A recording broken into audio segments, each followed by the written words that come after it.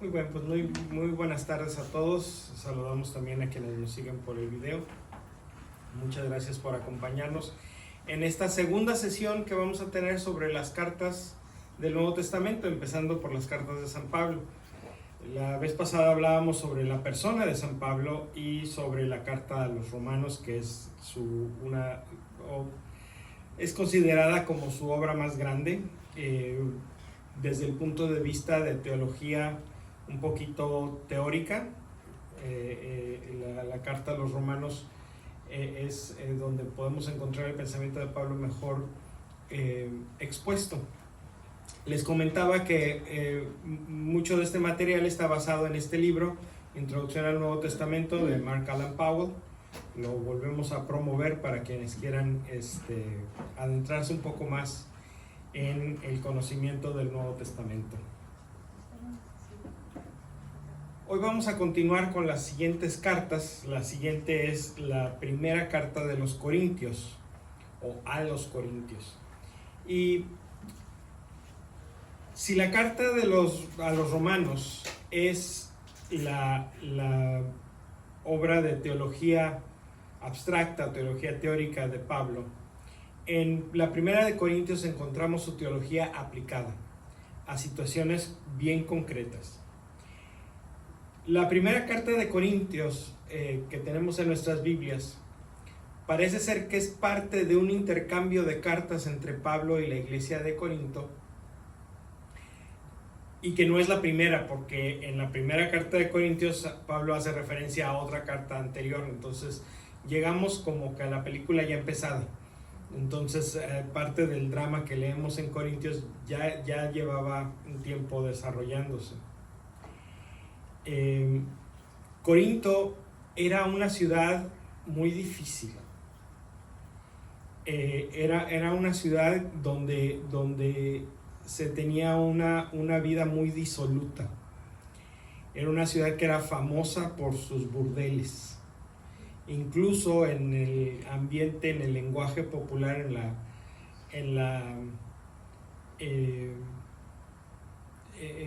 el lenguaje coloquial, ¿verdad? Cuando decían que una persona se iba a ir al burdel, decían se va a ir a corintear, porque esa era la fama de la ciudad. Entonces la iglesia nace en esa ciudad en un ambiente pues un poquito hostil, y Pablo les tiene mucho cariño y les habla con el corazón en la mano, tanto para felicitarlos, como para apapacharlos, como para regañarlos también.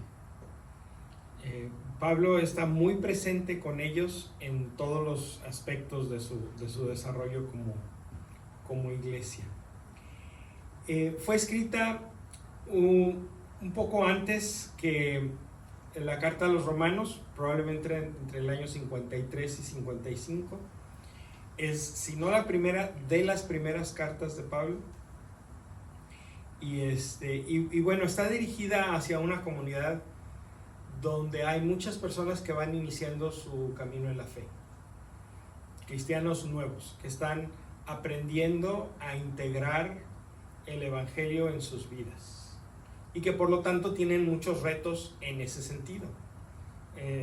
A lo mejor podemos encontrar en algunas de estas situaciones pues algo parecido a lo que hemos experimentado nosotros, especialmente al principio de nuestro caminar con Jesús, o lo que vemos que otras personas que van iniciando también pudieran estar experimentando. Vamos a ver algunos temas claves de los que habla Pablo en esta carta. El primero de estos temas clave es la unidad de la iglesia. Parece que en Corinto había divisiones entre la iglesia cristiana, y Pablo les recuerda que no seguimos a ningún líder en particular, que todos seguimos a Jesús.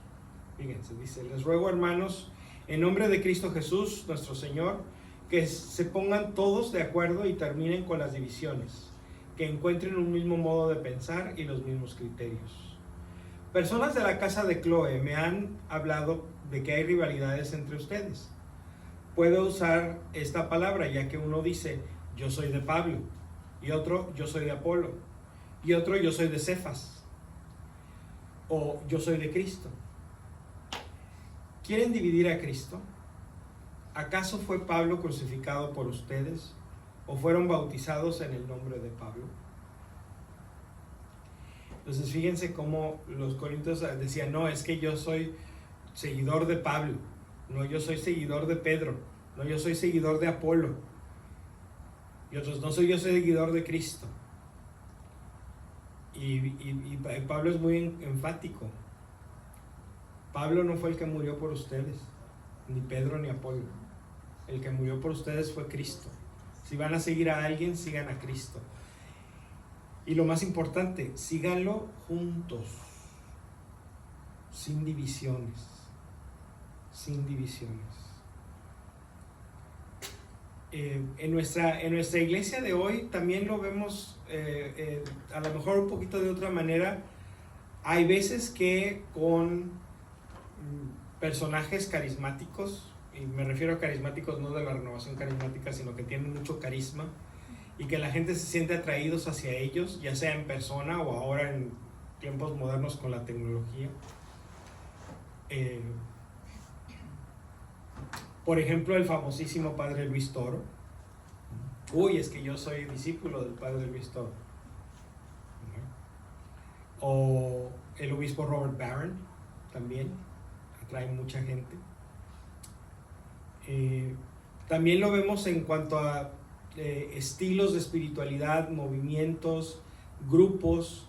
No es que yo soy del grupo de oración, no es que yo soy de los guadalupanos, no es que yo soy de los catequistas, no es que yo soy de los cursillistas, no es que yo soy de los... Como si eso fuera más importante, lo que nos distingue a unos de otros, que lo que nos une. Porque nos une Jesucristo. Y nosotros en la Iglesia Católica nos une la liturgia y la Eucaristía. Los cursillistas, los carismáticos, los catequistas, los guadalupanos, todos venimos a misa el domingo. Eso es lo que nos une. Y bueno, ni qué hablar de las divisiones que tenemos con otras iglesias, donde también nos debería unir el que somos discípulos de Jesús, más que las divisiones que tenemos en la manera de pensar. Pablo nos invita, sanen esas diferencias, quítenlas de entre ustedes para que puedan caminar juntos. Esto que leímos fue el capítulo 1, versos del 10 al 13, pero en el capítulo 3, versos 21 al 23 lo repite. 3, 21 al 23. Dice, así que no se sientan orgullosos de sus grandes hombres.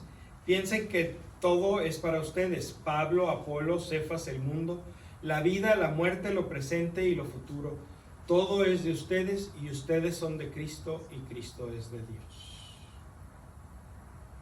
Entonces, Pablo quiere que los corintios estén bien conscientes de que estas grandes figuras de la fe no son para que los sigamos, sino para que nos apunten hacia Dios por medio de Cristo Jesús.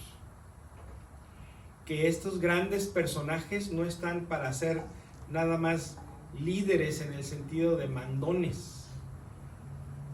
Están en primer lugar para servir. El que quiere ser líder en la iglesia de Jesús tiene que hacerse servidor de los demás, no que los demás sean servidores de él o de ella. Me gusta mucho que uno de los títulos del Papa de Roma es el siervo de los siervos de Dios. Es decir, el que sirve a los que sirven al pueblo. Ese es el estilo de Jesús, que no vino a ser servido, sino a servir. Entonces, y esto refuerza la unidad de la iglesia, porque si estamos preocupados por el servicio, pues estamos preocupados porque todos estemos juntos, porque todos seamos de un mismo sentir. cuando entran las divisiones es cuando empiezo a tratar de sacar ventaja en lugar de dar servicio. Ahí es cuando nacen las divisiones. Y dice Pablo, somos seguidores de Cristo y de Cristo crucificado. Todavía estamos en el capítulo 1, del 18 al 25. Porque el lenguaje de la cruz resulta una locura para los que se pierden, pero para los que se salvan, para nosotros, es poder de Dios. Ya lo dijo la Escritura, destruiré la sabiduría de los sabios y haré fracasar la pericia de los instruidos. Sabios, entendidos, teóricos del mundo, ¿cómo quedan puestos? Y la sabiduría de este mundo, Dios la dejó como loca, pues el mundo con su sabiduría no reconoció a Dios cuando ponía por obra su sabiduría. Entonces a Dios le pareció bien salvar a los creyentes con esta locura que predicamos. Mientras los judíos piden milagros y los griegos buscan el saber, nosotros proclamamos a un Mesías crucificado. Para los judíos, qué escándalo. Para los griegos, qué locura. Pero para los que Dios ha llamado, judíos o griegos, este Mesías es fuerza de Dios y sabiduría de Dios. Pues las locuras de Dios tienen más sabiduría que los hombres, y la debilidad de Dios es más fuerte que los hombres. ¿Qué quiere decir esto? ¿Que no debemos de preocuparnos por conocer las cosas de Dios? Eso no es lo que San Pablo dice. Lo que San Pablo dice es que el conocimiento de Dios no es el fin en sí mismo, es un instrumento. El tener la capacidad de influir en lo que hacen los demás, lo que nosotros llamamos autoridad, o en otro sentido también poder, no es el fin, sino el medio. En la iglesia tenemos una estructura de autoridad, pero la autoridad en la iglesia debería de estar orientada y ordenada a servir. Y el conocimiento que tenemos de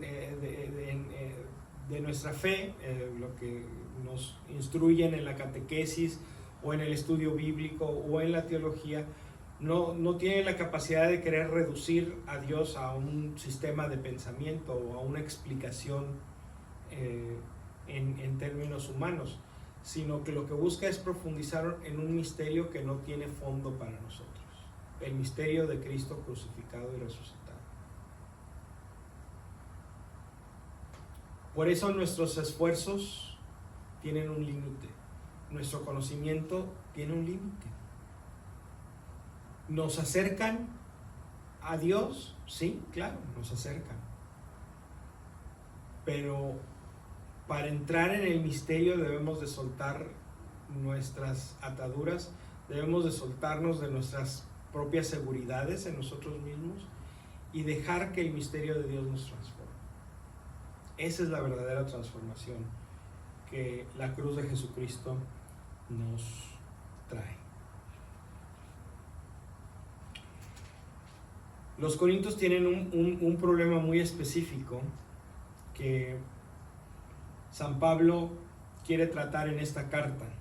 En el capítulo 5, versos del 1 al 5, vamos a leerlo y ahorita vamos a desdoblarlo un poquito de qué era lo que estaba pasando. Es un caso específico de una persona específica. Capítulo 5, versos del 1 al 5. Escuchen. De hecho, se habla de inmoralidad sexual entre ustedes, y de un caso tal que ni siquiera se da entre los paganos. Uno de ustedes convive con su propia madrastra, y ustedes se sienten orgullosos.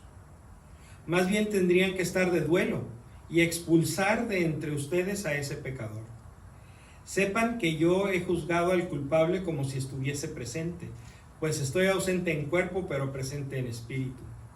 Reunidos ustedes y mi espíritu, en el nombre de nuestro Señor Jesús y con su poder, entreguen a ese hombre a Satanás, que vengan sobre él desgracias, pero que se salve el espíritu el día del juicio. Palabras muy duras. Palabras muy duras. Entreguen a ese hombre a Satanás y que vengan sobre él desgracias, pero que se salve su espíritu el día del juicio. Aquí la iglesia ve un caso de disciplina eclesiástica, donde una persona comete una falta tan grave que merece que la iglesia le imponga una pena. Y esta pena, donde dice, entreguen a ese hombre a Satanás, más bien tendrían ustedes que estar de duelo y expulsar de entre ustedes a ese pecador. Es algo que la iglesia ha desarrollado a través de los siglos como la pena de la excomunión. ¿Ya no iba a hablar de esa palabra? Sí. Excomunión o excomulgar a alguien. ¿Qué significa excomunión? ¿Quién quiere decir lo que entienden de la palabra excomunión? Que ya no puedes comulgar. Sí, es cierto, en parte. ¿Qué más? Que ya no es parte de la iglesia. Que ya no eres parte de la iglesia. En cierto nivel sí, en cierto nivel nadie puede realmente dejar de ser parte de la iglesia completamente, pero sí, hay una cierta expulsión. No puedes participar activamente dentro de la iglesia. Que no puedes participar activamente, ciertamente, sí. ¿Qué más? Que no es aceptado. Sí, todo eso tiene mucha razón. Una persona cuando incurre en la pena de excomunión no puede recibir los sacramentos. No nada más la Eucaristía, ninguno. Porque ha roto la comunión con la iglesia. Y eso es no nada más el sacramento de la Eucaristía o de la comunión, sino la posibilidad de recibir de la iglesia los sacramentos. De alguna manera ha sido expulsado de la iglesia, aunque ninguna pena puede cancelar el bautismo. La persona sigue siendo un bautizado y tiene su dignidad de bautizado para siempre. Nadie se la puede quitar. Pero sí hay una cierta... Tú ahorita no puedes participar con nosotros. No puedes participar activamente en la liturgia. Si esta persona era un lector, no puede leer. Si era un ministro de Eucaristía, pues obviamente no puede recibir la Eucaristía, tampoco le puede dar. Si es sacristán, pues no puede preparar la misa. Si es diácono, no puede participar en la misa, tampoco puede participar en los bautizos, leer el evangelio, en la liturgia. Si es sacerdote, no puede celebrar misa. Y si es obispo, no puede seguir siendo obispo, y no puede ordenar, y no puede confirmar, y no puede recibir tampoco los sacramentos. No puede ir a confesarse. No puede recibir la unción de los enfermos. Entonces, es una pena muy seria.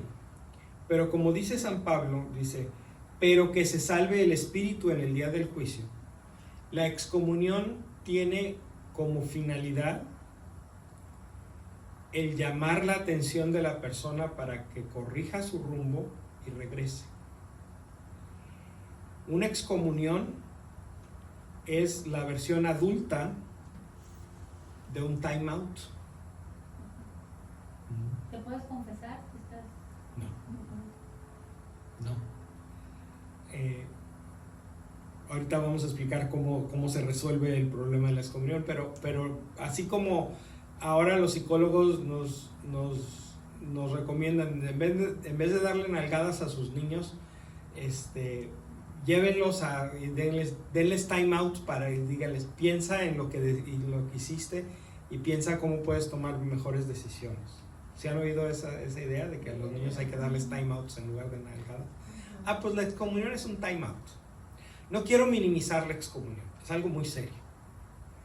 Pero la idea de la excomunión no es castigar a la persona, sino darle la llamada de atención con la seriedad que merece y decirle, reflexiona y regresa.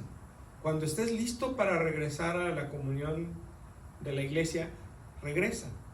Y hay un proceso que puede seguirse para... el término es levantar la excomunión. Es decir, la excomunión es una pena que se impone sobre la persona. Entonces, cuando hay que quitarla, hay que levantarla. Entonces, dependiendo de qué es lo que provocó la excomunión, hay excomuniones que puede quitar cualquier sacerdote, hay excomuniones que puede quitar nada más el obispo o el sacerdote en la diócesis o arquidiócesis que el obispo designe como su canónigo penitenciario. Pero también hay excomuniones que están reservadas a la sede apostólica, que nada más el Papa puede levantar. Ahora bien, en peligro grave de muerte, cualquier sacerdote puede levantar cualquier excomunión. ¿Sí? O sea, si las situaciones son normales, bueno, dependiendo qué tan grave fue tu falta, es dependiendo de qué tan alto tienes que ir en la jerarquía para presentarte y decir, ya lo pensé mejor, me arrepiento de lo que hice y quiero regresar. Y se supone después, pero como el que te va a quitar la excomunión es o un sacerdote o un obispo o el Papa, pues lo que se suele suceder es que inmediatamente después de que te levanta la excomunión, pues te confiesas. Ese es el primer sacramento que recibes después de que te levantaron la excomunión. Veo una carita. Hace poquito alguien famoso se muy bien. excomulgaron, pero no me acordaba quién. Sí, ahorita vamos con él. ¿Es común eso en la actualidad? Es una pregunta complicada. ¿Es común? Sí, desafortunadamente es común. Pero no siempre se hace con publicidad y con que todo el mundo se entera. Porque hay dos tipos de excomunión. Hay una excomunión que es automática. Cuando cometes la falta, automáticamente quedas excomulgado. La iglesia puede después declararla, es decir, puede hacer un anuncio público de esta persona cometió esta falta y por lo tanto está excomulgado porque cometió la falta. Y hay otra excomunión que se impone como una pena después de una sentencia jurídica canónica, es decir, hay un juicio en el tribunal de la iglesia, no en el tribunal de Ventura ni en el de Los Ángeles, no es una corte civil, es una corte eclesiástica, es una corte de la iglesia. Y si la persona es encontrada culpable de lo que se le acusa y lo que se le acusa merece la pena de excomunión, entonces se le impone la pena de excomunión. Cuando es automática, la iglesia puede declararla y hacerla pública, pero en este caso la iglesia la impone y la persona queda excomulgada no cuando cometió la falta, sino cuando concluyó el proceso y se impuso la pena. O sea, puedes estar excomulgado y ni saber. Si estás en esta situación, sí puedes estar excomulgado y no saberlo. Yo entiendo que quizá los sacerdotes o las personas que pertenecen puedan tener obviamente más motivos para hacer o más fácilmente, pero los laicos, ¿qué podría? Hay tres faltas que la iglesia considera muy graves, que son penalizadas con la excomunión automática. Bueno, hay más, pero tres tienen que ver con la iglesia y voy a mencionar una cuarta después. La primera se llama apostasía, que es cuando reniegas de tu fe, cuando dices yo ya no creo en Jesucristo. Me voy a hacer ateo, me voy a hacer musulmán, yo ya no creo en Jesucristo. Eso se llama apostasía, que quiere decir dejar tu puesto. Cuando eso lo haces con un acto formal, es decir, si estás tirando un berrinche y dices eso y realmente no lo sientes en lo profundo de tu corazón, eso no es de lo que estamos hablando. Estamos hablando de alguien que consciente y libremente deja la religión cristiana, no nada más la iglesia, la religión cristiana. La segunda falta que se castiga con excomunión automática es la herejía, y eso es cuando o rechazas una creencia que es enseñada como dogma de fe por la Iglesia Católica, o cuando aceptas algo que la Iglesia ha condenado, una creencia que la Iglesia ha condenado. Y cuando lo haces, dice el código, obstinadamente, es decir, no porque estás viendo y andas viendo a ver si crees, si no crees, o a lo mejor, sino cuando ya alguien te explicó que esto que estás haciendo o que esto que estás creyendo va en contra de lo que enseña la Iglesia, y tú de todas maneras decides seguirlo creyendo, entonces la Iglesia o esa falta tiene asociada una excomunión automática. Y la tercera es el cisma. El cisma, así como la herejía tiene que creer con lo que creemos, el cisma tiene que ver con la obediencia.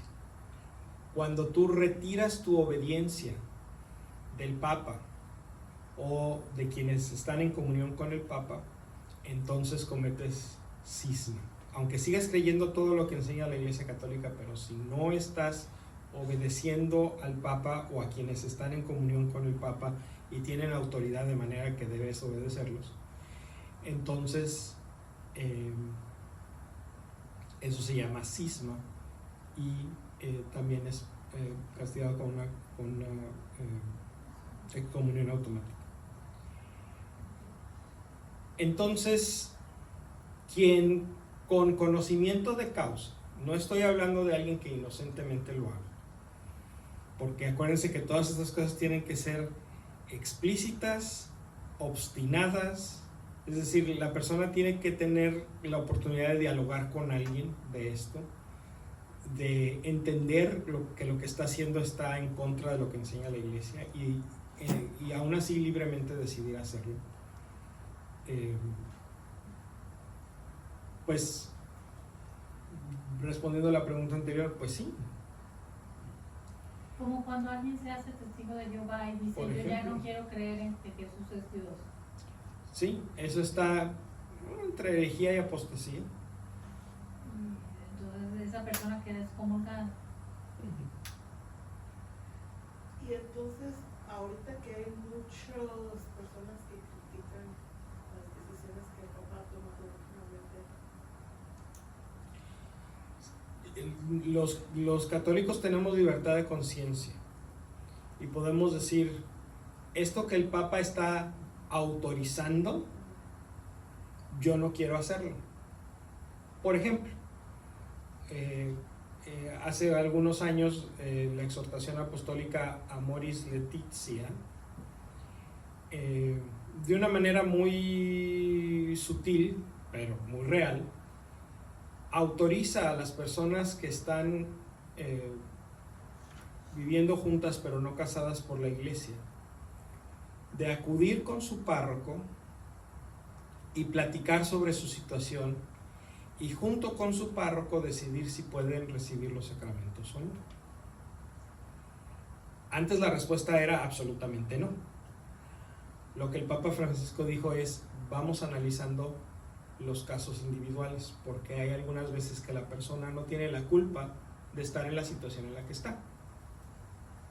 Y si no tiene la culpa de estar en la situación en la que está, pues entonces no tiene por qué ser castigada por estar en la situación en la que está. Entonces, pero eso es algo que necesitas un consejo experto, y dice el Papa, los pastores de las almas, el párroco, son los que deben de guiar a las personas en este discernimiento. Eso dice el documento, es bien claro. Pero hay muchos obispos alrededor del mundo que dicen, no, aquí en mi diócesis no voy a hacer esto. Todos los sacerdotes de mi diócesis tienen la instrucción de seguir diciendo que no a las personas que están en esta situación y quieren recibir la comunión. El Papa estaba autorizando algo, pero no lo estaba ordenando. Entonces, los obispos que decidieron no aprovechar esta nueva apertura, pues por eso mismo no están desobedeciendo.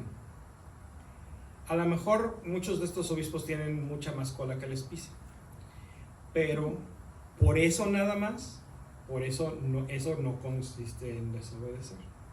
Igual con lo más reciente de que las personas que viven unidos pero no por la iglesia, incluyendo las parejas del mismo sexo, que se acercan a pedir una bendición, pueden recibir una bendición. Esto es algo que el Papa autorizó hace un poco menos de un año. Hay muchos obispos alrededor del mundo que dicen, eso yo no lo quiero hacer. Hay muchos padrecitos en todas partes donde dicen, yo eso no lo quiero hacer. No es una desobediencia, porque lo que el Papa estaba diciendo es autorizo. Pero si el Papa dice, por ejemplo, si no sé, dentro de un mes, dentro de 15 días, dentro de 2 años, no sé, el Papa dice, está prohibido celebrar la misa conforme el rito antiguo, el rito en latín. Nadie puede celebrar la misa así en la Iglesia Católica, y lo prohíbe, y hay un padrecito que dice, pues a mí me vale lo que diga el Papa, yo voy a desobedecerlo y voy a ir en contra de la prohibición. Entonces sí, ese sí sería un acto de cisma. ¿Sí está claro un poquito la diferencia? Las prohibiciones se tienen que interpretar estrictamente. Las autorizaciones pueden interpretarse ampliamente. Yo tengo una pregunta. Como aquí, por ejemplo, lo que está diciendo de que si el Papa dice cierta cosa y nosotros es nuestra decisión si la aceptamos o no, pero de cualquier modo estamos bien. Cuando el Papa autoriza a hacer algo que así. antes no estaba autorizado y nosotros decimos, aunque el Papa lo autorice de todas maneras, yo no quiero hacerlo, eso no es desobedecer al Papa. Entonces, ¿por qué excomulgaron a este señor obispo si él simplemente no está de acuerdo con lo que está diciendo el Papa? Ok, porque aquí hay un problema más. El caso que está mencionando Lupita es del arzobispo Viganó, que fue durante un tiempo, durante el pontificado de Benedicto XVI, el nuncio apostólico en Estados Unidos, es decir, era el representante del Papa en este país. Desde que Francisco comenzó con sus propuestas progresistas y reformadoras de la Iglesia, Viganó tomó distancia de todo ello y dijo, yo no estoy de acuerdo. Y bueno, por eso lo corrieron. Y por eso no le dieron ninguna otra asignación, o sea, lo dejaron pues en el limbo, chiflando en la loma, como decimos por ahí. Pero conforme fue avanzando el tiempo, este señor empezó a hacerse más reacio y más fuerte en sus declaraciones, de manera que a este punto no nada más dice que no está de acuerdo con lo que el Papa ha autorizado. Lo que él afirma es que el Papa no tiene la autoridad para decir lo que dice, que el Papa es un Papa ilegítimo y que la Iglesia debe de resistir lo que diga el Papa. Entonces, ¿sí se fijan cómo cambia? Y cómo, viniendo de un arzobispo, bueno, lo que se le exige a un arzobispo tiene que ser más de lo que se le exige a una persona laica. De manera que cuando se anunció que el Vaticano iba a abrir una investigación y un procedimiento extrajudicial, es decir, no es un juicio, porque lo que se estaba investigando es un delito de cisma que no necesita juicio. Si el Vaticano determina que aquí hay cisma, pues no hay que hacer juicio, o sea, hay cisma y por lo tanto la excomunión es automática. El mismo arzobispo Viganó le hizo el trabajo fácil al Vaticano diciendo que él no reconocía la autoridad del Vaticano para hacer esta investigación. Entonces, está negando la autoridad de la sede apostólica, está negando la autoridad del Papa. A mí nadie me manda. yo me mando solo, porque yo sí sé y el Papa no sabe. Eso es a lo que también yo me refería, porque he escuchado varios podcasts y donde cuando empiezan, ya no le dicen el Papa Francisco, sino nada más Francisco, cosas así. O Bergoglio. Ajá. Sí. Ajá, entonces como que ya, y pues se supone que son podcasts de personas apologéticas y todo eso. Y ahorita que estás hablando de la, ya, me voy a poner a pensar. Ese es un terreno muy fértil para el cisma, no nada más de la persona que hace el podcast, sino de las personas que los escuchan. Que lo escuchan. Sí, porque ya cuando ya empiezan a no decir el Papa Francisco, sino Bergoglio, o lo llaman por su nombre de cura, no con el respeto que Dios te merece. Claro. Entonces, ya. Jesús es muy claro, hay de aquel que escandaliza a los pequeños, más le valiera que le amarraran una piedra de molino al cuello y lo echaran al mar. Entonces, las personas que van creciendo en la fe son pequeños en la fe, es decir, esto aplica no nada más para los niños en cuanto a edad física, cronológica, sino también para quienes tienen una fe inmadura. Y si llega esta persona a confundirlos y por culpa de eso ellos se escandalizan, esta persona está en dificultades. Que esté excomulgado es el menor de sus preocupaciones. Cuando se enfrente al tribunal de Jesucristo va a tener una muy larga lista de cosas de que dar cuenta, una muy larga lista de nombres de personas por quienes responder. Sí, así ¿Se que- puede salvar estando excomulgado? Nadie le puede decir a Dios lo que puede o lo que no puede hacer. Si una persona muere sin haber levantado su excomunión, lo único que sabemos es que esa persona murió sin estar en comunión con la iglesia. Pero estaba bautizado.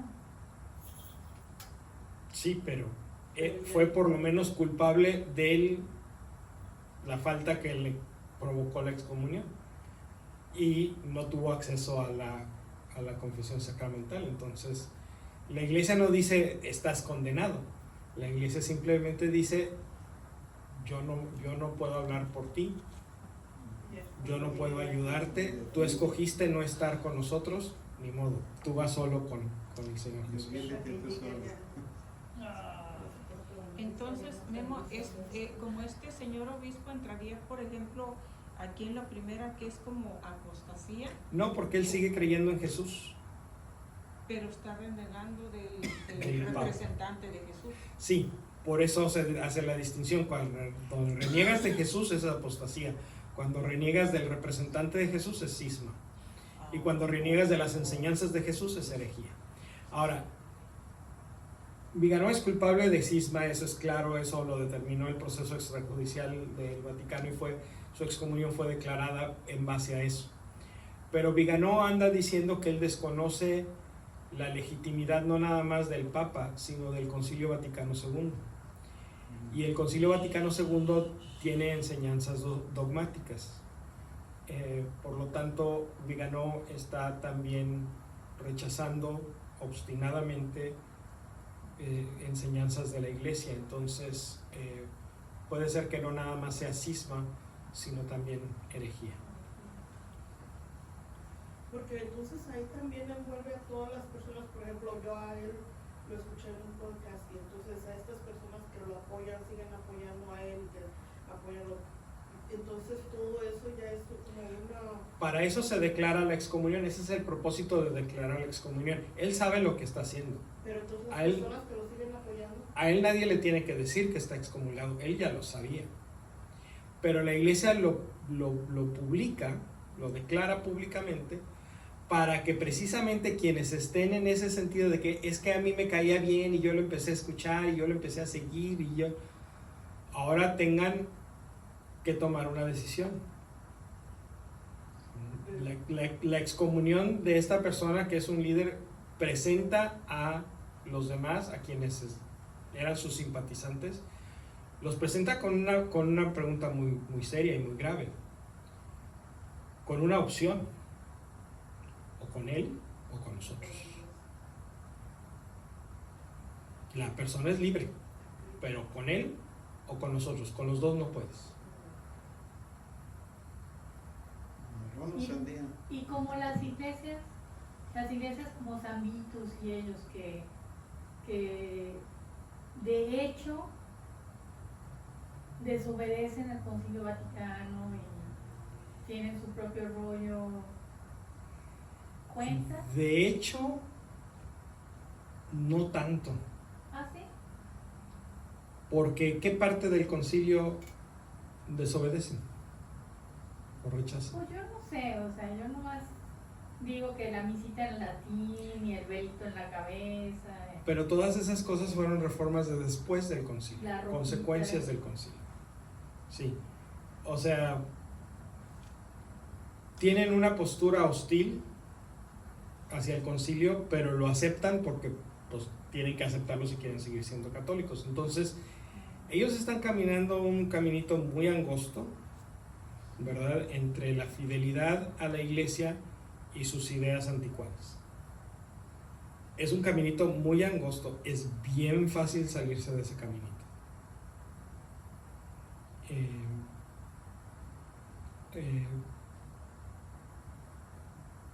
Precisamente hoy se publicó una encuesta con este tipo de creyentes tradicionalistas, donde esa era la idea del estudio, el ver qué tan, o sea, son tradicionalistas y hacen sus cosas como a ellos les gustan, pero qué tan fieles son a las cosas verdaderamente importantes de la iglesia, como la autoridad del Papa, la autoridad del concilio. Y la encuesta parece haber descubierto, no estoy seguro qué tan válida es la encuesta, ¿no?, pero bueno, la encuesta parece haber descubierto que estas personas son más fieles de lo que esperábamos. O sea, siguen siendo de la orilla, siguen estando a un paso de no estar en la iglesia, pero están conscientes de dónde está el límite y están dispuestos a quedarse dentro del límite. La mayoría, no todos. Y no es ni siquiera la abrumadora mayoría, pero la sabiduría convencional decía, no, es que estos están ahí porque van de salida, es decir, nomás están buscando un pretexto para romper con la iglesia, y la mayoría están así. Parece que no, parece que una mayoría, no absoluta, pero más de la mitad, pues, están conscientes de que ellos quieren estar dentro de la iglesia, quieren estar hasta la orilla que les puedan dejar estar, pero hasta ahí. Entonces, vuelvo a lo mismo, si como anda el rumor, el Papa les mueve la orilla más para acá, ahí van a tener un desafío, es decir, van a decir, ok, yo estoy aquí porque la raya estaba acá, me movieron la raya para acá, me voy a mover y voy a dar el brinco para acá, o me voy a quedar ahí, porque si eso pasa, la raya se les va a mover, digo, la del límite pasa. Sí, bueno. Perdón, yo quiero comentar algo. Sí. He escuchado varias veces que han comentado acerca del pelito en la cabeza. Y siempre quiero comentar que yo de mi parte nunca lo he usado desde que me vine de México. Pero es algo que a mí en lo personal, si yo lo usara es porque me gusta. Okay. Porque yo tengo 2, 3 ahí en mi casa, un blanco, un negro, un amarillito, y me los pongo, y nunca me lo pongo para venir a misa porque no me siento cómoda, pero a mí en lo personal me gusta. O sea, no es porque me siento mejor o por me gusta. Pero por moda, no porque sea pecado. No, por gusto, no por moda, por gusto. Porque me gusta, o sea, yo me lo pongo y me miro y me gusta, pero nunca lo traigo porque no me siento cómoda, porque van a decir, ay, esa. Exacto. Hay personas que lo traen.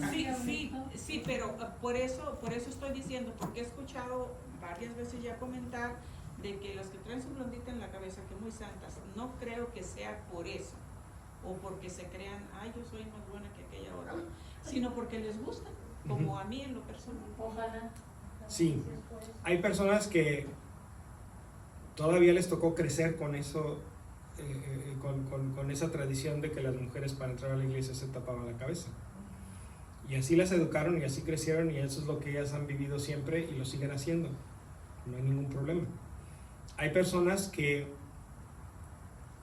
ellas piensan que para ella el usar el velo es algo bonito, es algo que les ayuda a acercarse a Dios, a ellas. No hay ningún problema con eso. El problema es cuando empezamos a caminar el caminito de voy a usar el velo porque es lo que Dios quiere. Porque aquí está el problema. Entonces, una mujer que no trae el velo está haciendo algo que Dios no quiere. No tiene el respeto que debe de tener. Es Exacto. como cuando hablamos de la comunión en la boca, hincados y todo. Exacto, es el mismo asunto. Cuando es algo que tiene que ver con mi espiritualidad, sin que tenga que ver nada, porque a mí me gusta, no hay ningún problema. El problema está cuando empiezas a creerte que es a Dios al que le gusta. Ese es el problema. Yo también quería, yo pienso que no vendrá eso de la Virgen, que la Virgen nunca la vemos, bueno, las imágenes, nunca la Bueno, vemos con el pelo.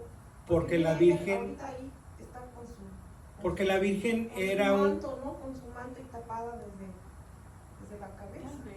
porque la Virgen era una mujer judía del siglo I, donde la usanza cultural era que las mujeres se cubrían la cabeza. La representamos así porque estamos honrando su lugar en la historia y en su cultura. Es como decir, ¿por qué no representamos a Jesucristo con jeans? Pues porque en ese entonces no había jeans, ¿verdad? O sea, ¿por qué cada vez que queremos representar a Jesús lo representamos con una túnica bien plain, bien? Pues porque eso era lo que se usaba en ese entonces, ¿verdad? ¿Por qué Jesús no? Es un muy buen ejemplo. Entonces, ¿por qué la Virgen la representamos con un velo? Pues porque era lo que se usaba en ese tiempo y en ese lugar. A mí me pasó una vez, Lupita, una señora que traía su velo y por eso no me gusta, que fue y me dijo que yo era pecadora porque no traía el velo, que ella estaba santa porque era santo usar el velo, y me dijo, tú eres pecadora porque no te lo pones. Y pensé, uy, con el desmadre que soy de pelo, que nunca traigo nada en la cabeza, nunca me la voy a poner, pues como cometer un montón de pecados. Y ahí está, regresamos a cómo distinguir una cosa de la otra. Cuando el concilio y la reforma después del concilio autorizó que las mujeres no se cubrieran la cabeza, muchas mujeres decidieron aprovechar esa autorización y decir, ok, yo ya no me voy a cubrir la cabeza para ir a la iglesia. Hay otras mujeres que decidieron no aprovechar esta autorización y seguir usando el velo. ¿Por qué? Porque a ellas les gustaba. Pero cuando yo me levanto por encima de la autoridad de la iglesia, la autoridad de la iglesia dice, está bien que las mujeres no se tapen la cabeza, pero yo digo, yo sé más que la autoridad de la iglesia y por lo tanto yo sé que esta mujer que no trae la cabeza tapada está cometiendo pecado porque no trae la cabeza tapada, entonces yo me estoy poniendo por encima de la autoridad de la iglesia. Yo quiero Ahí sí, comentar ahí sí, algo sí. de eso, lo que acabas de decir. Liliana. Lili, porque yo estuve en un retiro en Oxnard y las personas se pusieron sus velos, ¿no? Y yo no llevaba, pues. Y me dice, ¿no tienes velo? Le dije, no. Dice, ok, no puedes comulgar porque eso es un respeto a Jesús. Entonces yo le dije, ¿por qué? Dijo, eso es lo que me dijo, es que eso es pecado. Pero no me dijo pecadora, pero dijo que era pecado. Bueno, Entonces yo le dije, pero nadie me ha dicho nada. O sea, yo siempre he comulgado así, le dije, lo siento, pero yo no puedo. eso no es católico. Pero es de la iglesia. No Pues sí, importa. pero son creencias de la persona. No importa, eso no es católico. Esa idea no viene de la Iglesia Católica. Es como estábamos hablando de hace 8 días de que fuimos al retiro y nos dijeron de rodillas. Aquí y- de rodillas. y en la boca. Pero todos tenían. Y todas traían su velo. La mayoría, nosotros no, porque nosotros. Sí. Y hay señoras muy lindas que traen su velo, que se ve que traen el velo de su abuelita, que lo traen con mucho cariño, que... El Sí, problema, pero es así como, no de que esté viejito, sino de que como que es bordado a mano y muy bien hechecito, Sí se ven muy bonitos. muy bonito, muy... Pues doña Cosa siempre lo lleva. claro, y el problema, vuelvo a lo mismo, no es el pedazo de tela en la cabeza. Es lo que Eso es lo de menos. Lo que hay es en el corazón de la persona, ese es el problema. Si en tu corazón lo que hay es, yo traigo el velo porque yo no voy a ser pecadora como aquella que es pecadora, estás mal, ya estás mal. Yo le contesté, le dije, pues el velo es mi pelo. Yo voy a comulgarme, diga usted o no me diga yo. Claro, además una persona laica no tiene autoridad para decidir quién comulga y quién no comulga, ni siquiera si es ministro de Eucaristía. Es decir, si hay una persona laica que está repartiendo la comunión, esa persona no tiene derecho a negarle comunión a nadie, porque no está autorizado. Solamente un ministro ordenado está autorizado para determinar quién comulga o quién no comulga. Y hay reglas muy específicas para eso, y la regla es: a ti te pusieron a repartir hostias, no a juzgar a tus hermanos. Entonces es muy raro que a alguien se le vaya a negar la comunión. Ha pasado, también hay gente para todo. Aquí yo voy a cambiar una cosa. A ver. Ahora también es lo que está bien religioso, pero también veo ahí en la iglesia que muchas personas van en chorro a la misa. O sea, Ajá. eso Me como dan que- bola, me dan bola. Entonces, O sea, eso los que también vienes es con como- gorra también, nosotros Pero estamos eso acostumbrados no- que eso es falta o sea, de respeto.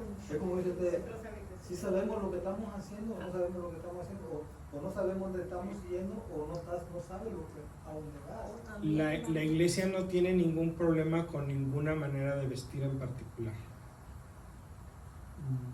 La iglesia quiere recibir la cultura del lugar donde está, cambiándola solamente en lo que sea indispensable. Y la manera de vestir puede llegar a ser en un momento dado inapropiada cuando hace que la persona que está vestida de determinada manera sea el foco de atención y no Jesús. ¿Sí? Pero, Sería como la blondita, ¿no? Decir que van a echar es como decir, estamos Pero- criticando de la blondita y pues no. pero aquí en California, especialmente en el verano, tan cerca de la playa, el traer un short y una camiseta es algo que la gente hace todos los días. Y que en ningún lugar se ve como una ofensa. Hay lugares donde dicen aquí el dress code, ¿verdad?, es diferente, ¿verdad? Por ejemplo, si quieres ir a cenar a Mastros, pues no puedes ir en short, tienes que llevar pantalones. Y no puedes ir en camiseta, tienes que llevar una camisa de botones o un suéter, ¿verdad? ¿Por qué? Porque ellos dicen, este es mi restaurante y este de aquí así es como quiero que sea. Pero la iglesia es la casa de todos. Entonces, lo único que pide la iglesia es que tu manera de vestir no haga que tú te vuelvas el centro de atención en lugar de Jesucristo. Pero fuera de eso, yo no tengo ningún problema con que la gente venga de short. Prefiero que la gente venga de short a que no venga. Los hombres con la cabeza tapada, pues es curioso. Las mujeres con la cabeza destapada es ofensa. Los hombres con la cabeza tapada es ofensa. O sea, mira, antes de venir a misa, lávate la cabeza y peínate. Y después haz lo que te dé la gana con tus pelos o con tus no pelos. Tápalos, no los tapes, gorra, no gorra, haz lo que quieras. Sí, porque yo conozco a alguien que se pone la gorra porque está pelón y le da pena. Sí, es que a veces como sabemos cuál es su salvación, ¿verdad? Claro. Lo que pasa es que crecimos No, creyendo claro. que cuando uno llega a un lugar, sobre todo en la iglesia, yo me acuerdo que decían, quítate la gorra porque es un respeto. pero volvemos a lo mismo, es la misma. Pero es un ley de respeto velo. porque nos pusimos de acuerdo en que así fuera, Exacto. no porque Dios diga. No porque diga Dios. me está Entonces faltando nos respeto. podemos volver a poner de acuerdo y decir, ¿saben qué? Vamos expresando nuestro respeto de otra manera. La gorra o no la no gorra no significa falta de respeto. Podemos ponernos de acuerdo en que eso es lo y está bien. La Mejor iglesia como es- la canción. Hola, welcome. Así Y es. luego como yo con mis chiquillos que saliendo de la casa se ponen a su reverencia y les digo, en la iglesia quítensela ya, ahorita digo, pues, ok, mientras vengan prefiero que vengan a la iglesia, aunque traigan la cabeza Sí. tapada con la sudadera, pero ya estamos Hay que escoger Ajá, nuestras ajá. batallas. Ya. Y el vestuario, vuelvo a lo mismo, siempre y cuando sea decoroso, ¿verdad? Es una batalla que no queremos pelear. Es que ¿Por a qué? veces, disculpe, a veces las personas que mucho rezamos y estamos ahí que rece y, o sea, y decir, pues esto no es malo y luego dicen, esto es malo, esto, y entonces se vuelven en que es lo que, como estás tú, hey, no puedes estar así enfrente de la misa y o te estás durmiendo y eso es pecado. O sea, yo casi básicamente era así como todo lo veía mal, o sea, hasta en mi casa, cuando yo empecé como a fanatizarme, como digo, Sí, una vez dije fanatizarme. una palabra, a ser fanática, entonces a ver todo mal en mi casa. Y no digas eso porque eso es pecado. Entonces me dijeron, hey, Y yo le decía a ella, doña Santa Marta, o sea, ¿qué está haciendo? Usted fue, de verdad, eso estaba pasando conmigo. Sí. Sí, pues Sí, de sí. verdad, créanme. Ahora, Y me daba miedo hasta cuando roncaba mi esposo. Bueno, todavía no era mi esposo, ¿verdad? Era uno de los tantos porque no me casaba todavía. Y yo le decía, hey, no ronques, porque estaba así yo, me ponía con el rosario y empezaba ahí y decía, ay, no, me dijo, hey, ¿ya estás rezando hasta dormida tú? yo así le decía, porque si ella también- Yo veía, o sea, todo mal. miren, es hasta cierto punto normal que cuando comenzamos nuestro camino espiritual podemos tomar una de dos posturas, o podemos ser muy relajados, es decir, podemos decir, el evangelio nada más se trata de sentir bonito, no me exige ningún cambio de conducta, esa es una postura, o podemos tomar la postura completamente opuesta. Cuando conozco a Jesús, entonces todo lo que hay en el mundo es pecado. La música es pecado, bailar es pecado, la televisión es pecado, el cine es pecado, cantar es pecado, bailar es pecado, tomar es pecado, roncar es pecado. Todo es pecado. Gritar es pecado, ir a la iglesia sin taparte la cabeza es pecado, ir a la iglesia con la cabeza tapada es pecado. Esa es la postura opuesta y es, te digo, hasta cierto punto normal, pero eso debe de durar bien poquito, debe de corregirse pronto, a encontrar una postura balanceada y razonable. Ahora, cuando esto se trata acerca de mí, es normal, tiene que corregirse, pero todavía es normal. Cuando yo empiezo a creer que yo cometo muchos pecados, yo pasé por un tiempo donde iba a confesarme cada 8 días. ¿Sí? Hasta que un padre me dijo, ¿sabes qué? Te voy a poner de penitencia que no regreses al confesionario hasta dentro de un mes. Pero padre, no, es que para empezar me estás confesando puras tonterías. Y para seguir, te estás haciendo una conciencia escrupulosa. Es decir, estás pensando que todas las cosas son pecado. Y eso me ayudó a crecer en el entender cuáles son los pecados chiquitos, cuáles son los pecados grandes, cuáles pecados necesitan confesarse, cuáles pecados se perdonan con rezar un Padre Nuestro, o con pedirle perdón a Dios, con el Señor ten piedad al principio de la misa, cualquiera de esos actos penitenciales pequeñitos, se perdona. Entonces es un caminar, es un crecer en la espiritualidad, pero todos pasamos por ese momento en el que no, es que todo es pecado. cuando es para mí. Cuando este caminar espiritual me lleva a decir a los demás, todo lo que tú estás haciendo es pecado, ahí sí está mal. Ahí sí, stop. De jalón. Párate porque estás completamente fuera de lo que se trata. Ya no me faltaba que dijera ahí no comas porque es Es pecado. pecado. Sí. Oye, no voy a hacer No, nada. Sí, eso sí es preocupante. Cuando empiezo a afectar la vida de los demás, a decirles es que no tienes que hacer eso porque es pecado, ahí ya está el síntoma de una enfermedad espiritual. No, pero yo le doy gracias a Dios por haber encontrado aquí ¿cómo se llama? Esta comunidad, porque he aprendido esto, lo que dice, o sea, que es, porque sí rezo, sí hago mis oraciones, persino a todos mis hijos, digo yo, porque, o sea, sí, porque yo sé que dice Dios ahí en la palabra, que no te canses de orar, o sea, no estés dormido. No quiere decir que no te duermas, quiere decir que estés despierto en también estar en oración, pidiendo por todos, ¿verdad? Entonces ahí sí digo, wow, Señor, gracias porque me pusiste en un lugar donde dicen que estaba mal, pero no, yo estoy más bien ahora, estoy más bien, amén, Ahora, gracias a Dios. Estar aprendiendo y estar en el camino no es malo. Es decir, cuando vas caminando y vas aprendiendo y hay cosas que todavía no sabes, pues no tienes la obligación de saberlas. Vas caminando para aprenderlas.